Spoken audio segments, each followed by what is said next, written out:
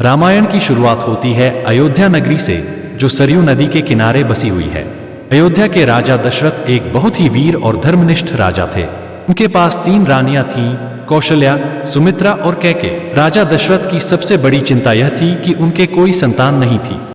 अपने वंश को आगे बढ़ाने के लिए उन्होंने एक विशाल यज्ञ करने का निश्चय किया। राजा दशरथ ने महर्षि ऋष्यशृंग को बुलाया, जो यज्ञ कराने में निपुण थे। यज्ञ के दौरान अग्निदेव ने प्रकट होकर दशरथ को एक दिव्य खीर दी और कहा कि इसे अपनी रानियों में बांट दे।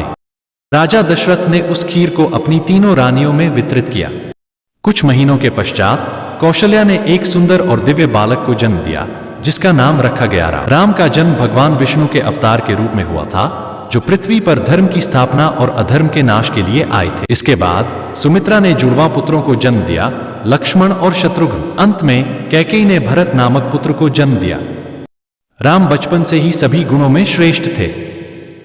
वह तेजस्वी, बलवान और अत्यंत विनम्र। शिक्षा दीक्षा गुरु वशिष्ठ के आश्रम में हुई। वह धनुर्विद्या में निपुण थे और सभी प्रकार के शास्त्रों में पारंगत थे। उनके भाई लक्ष्मण, भरत और शत्रुघ्न भी उनके साथ शिक्षा ग्रहण कर रहे थे।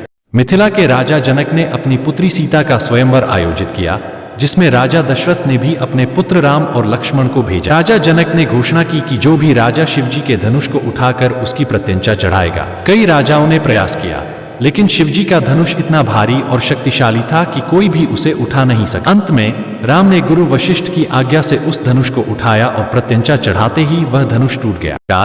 राम ने सीता का स्वयंवर जीत लिया और दोनों का विवाह संपन्न हुआ। इस प्रकार रामायण की शुरुआत होती है, जो आगे चलकर अनेक रोमांचक और प्रेरणादायक कथाओं से भरी पड़ी है। राम और सीता के विवाह के बाद की कहानी में हमें उनके वनवास, रावण के साथ युद्ध और राम के राज्याभिषेक की रोमांचक घटनाएं मिलती हैं।